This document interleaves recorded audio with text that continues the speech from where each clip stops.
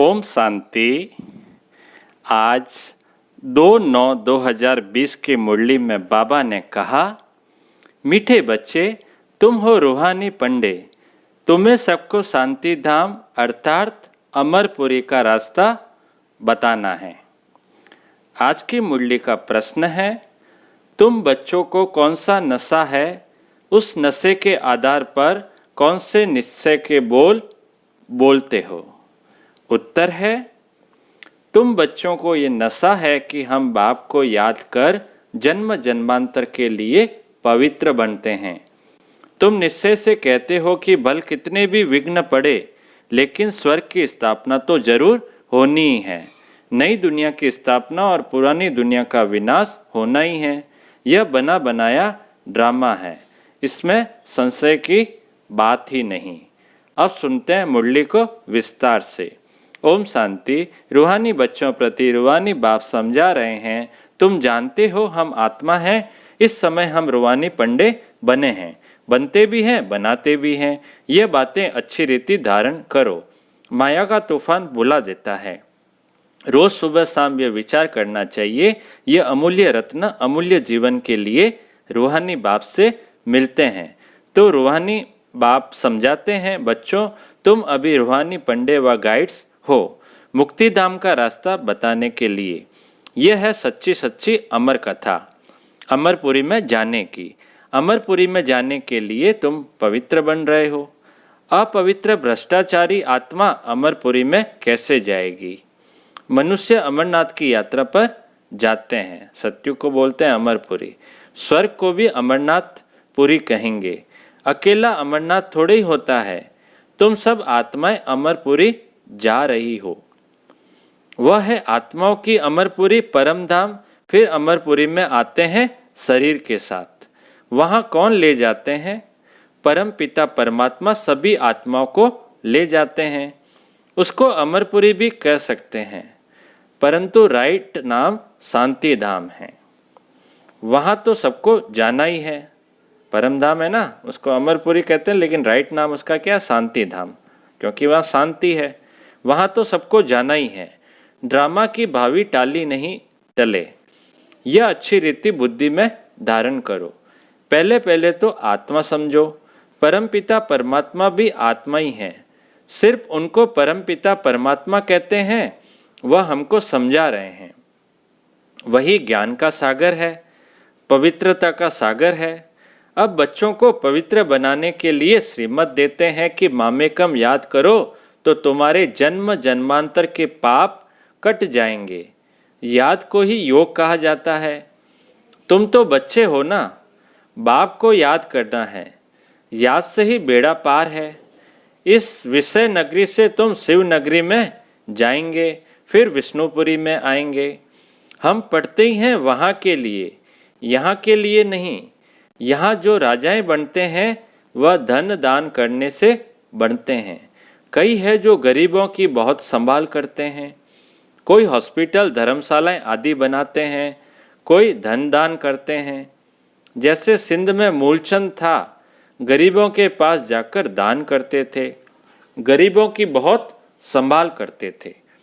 ऐसे बहुत दानी होते हैं। सुबह को उठकर अन्न की मुट्ठी निकालते हैं, गरीबों को दान करते हैं। आजकल तो ठगी बहुत लगी हुई है। पात्र को दान देना चाहिए। वह अक्ल तो है नहीं। बाहर में जो भीख मांगने वाले बैठे रहते हैं उनको देना, वह भी कोई दान नहीं। उन्हों का तो यह धंधा है। धंधा है ना, आजकल तो ये भी एक बिजनेस बन गया है। गरीबों को दान करने वाला अच्छा पद पाते हैं। अब तुम हो सब रूहानी पंडे। तुम प्रदर्शनी व म्यूजियम खोलते हो तो ऐसा नाम लिखो जो सिद्ध हो जाए गाइड टू हेवन व नई विश्व की राजधानी के गाइड्स। परंतु मनुष्य कुछ भी समझते नहीं है। यह है ही कांटों का जंगल। अभी कांटों का जंगल ही है कलयुग। स्वर्ग है फूलों का बगीचा, जहाँ देवताएं रहते हैं। तुम बच्चों को ये नशा रहना चाहिए कि हम बाप को याद कर जन्म जन्मांतर के लिए पवित्र बनते हैं। तुम जानते हो भल कितने भी विघ्न पड़े, स्वर्ग की स्थापना तो जरूर होनी है। नई दुनिया की स्थापना और पुरानी दुनिया का विनाश होना ही है। यह बना बनाया ड्रामा है, इसमें संशय की बात ही नहीं। जरा भी संशय नहीं लाना चाहिए। यह तो सब कहते हैं पतित पावन, अंग्रेजी में भी कहते हैं आकर लिबरेट करो दुख से। अंग्रेजी में कहते हैं ना, अगर लिबरेट करो दुख से। दुख है ही 5 विकारों से, वह है ही वाइसलेस वर्ल्ड सुखधाम। अभी तुम बच्चों को जाना है स्वर्ग में। मनुष्य समझते हैं स्वर्ग ऊपर में है, उन्हों को ये पता नहीं है कि मुक्ति धाम ऊपर में है। जीवन मुक्ति में तो यहीं आना है। यह बाप तुम्हें समझाते हैं। उनको अच्छी रीति धारण कर नॉलेज का भी मंथन करना है। स्टूडेंट भी घर में यही ख्याल करते रहते हैं, यह पेपर भरकर देना है, आज यह करना है। तो तुम बच्चों को अपने कल्याण के लिए आत्मा को सतो प्रदान बनाना है, पवित्र बन मुक्ति धाम में जाना है। और नॉलेज से फिर देवता बनते हैं। आत्मा कहती है ना, हम मनुष्य से बैरिस्टर बनते हैं, हम आत्मा मनुष्य से गवर्नर बनते हैं। आत्मा बनती है शरीर के साथ, शरीर खत्म हो जाता है तो फिर नए सिर पढ़ना पड़ता है। आत्मा ही पुरुषार्थ करती है विश्व का मालिक बनने में। बाप कहते हैं यह पक्का याद कर लो कि हम आत्मा हैं। आत्मा अभिमानी तो अपने आप को हमेशा समझना है। तो बाबा आज कह रहे हैं ये पक्का याद कर लो। देवताओं को ऐसे नहीं कहना पड़ता, याद नहीं करना पड़ता, क्योंकि वह तो है ही पावन, क्योंकि वो तो पावन ही है, तो उनको याद की दरकार ही नहीं। प्रारब्ध भोग रहे हैं, पतित थोड़े ही हैं जो बाप को याद करें। तुम आत्मा पतित हो, इसलिए बाप को याद करना है, उनको तो याद करने की दरकार नहीं। यह ड्रामा है ना, एक भी दिन एक समान नहीं होता। यह ड्रामा चलता रहता है। सारे दिन का पार्ट सेकंड बाय सेकंड बदलता रहता है, शूट होता रहता है। तो बाप बच्चों को समझाते हैं कोई भी बात में हार्ट फेल मत हो। यह ज्ञान की बातें हैं।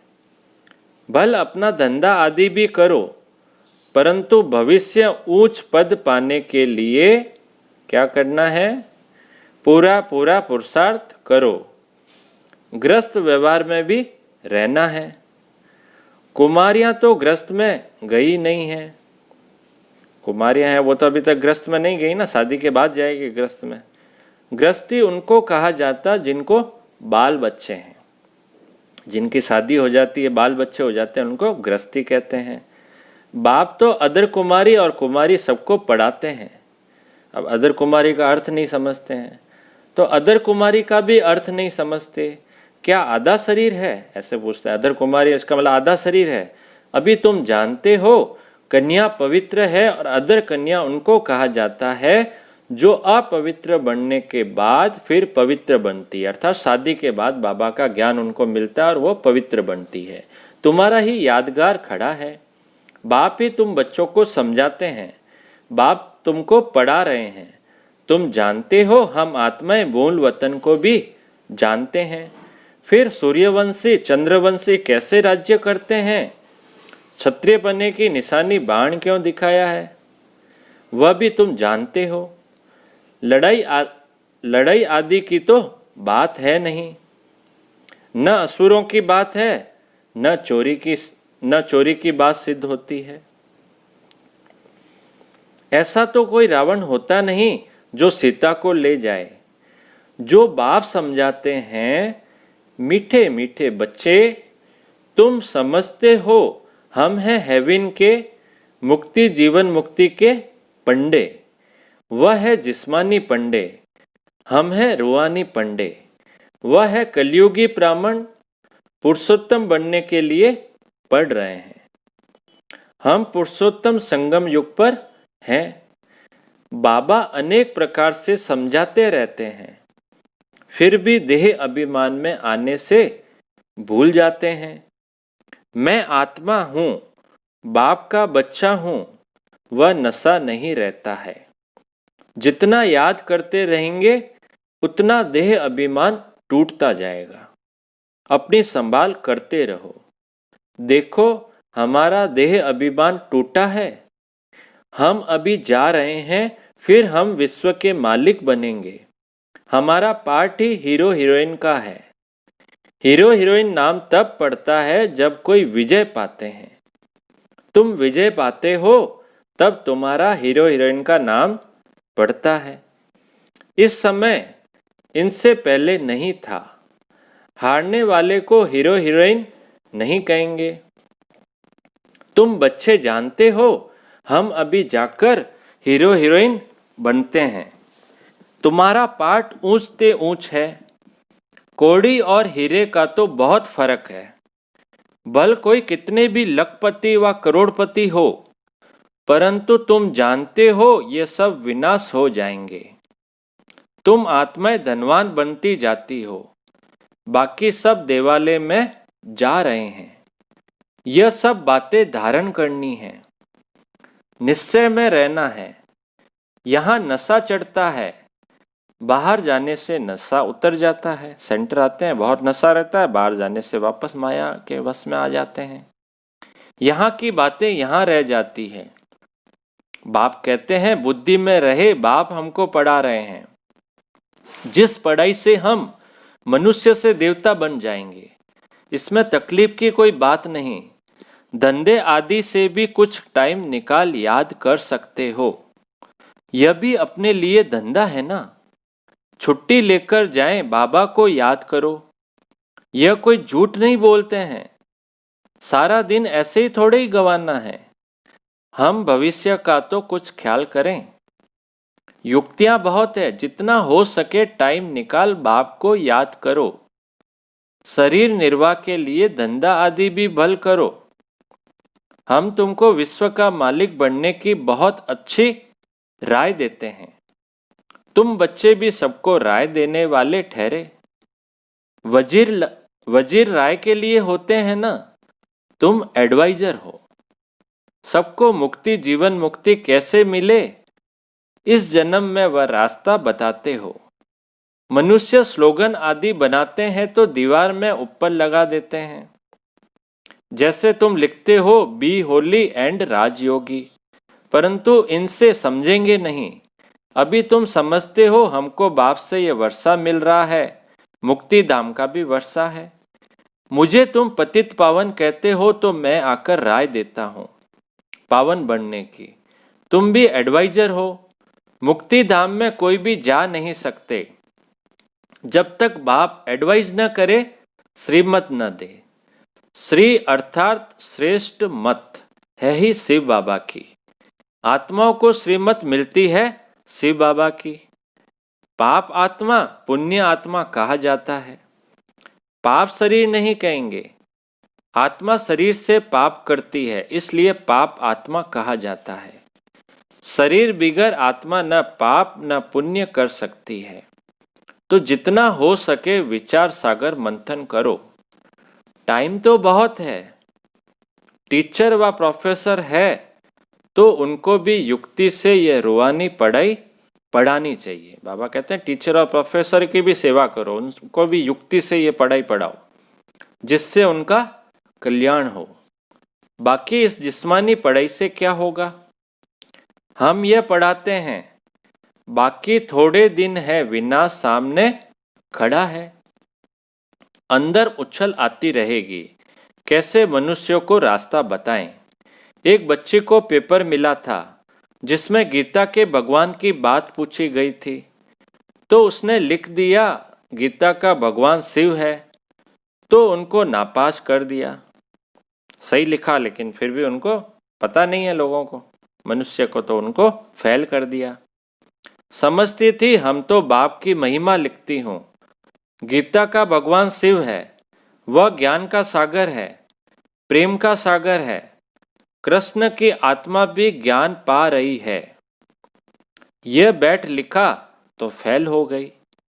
माँ बाप को कहा हम यह नहीं पढ़ेगी, अभी इस रूहानी पढ़ाई में लग जाऊंगी। बच्ची भी बड़ी फर्स्ट क्लास है, पहले ही कहती थी हम ऐसा लिखूंगी नापास हो जाऊंगी, परंतु सच तो लिखना है ना। आगे चलकर समझेंगे बरोबर इस बच्ची ने जो लिखा था वह सत्य है। जब प्रभाव निकलेगा वह प्रदर्शनी अथवा म्यूजियम में उनको बुलाएंगे तो पता चलेगा और बुद्धि में आएगा यह तो राइट है।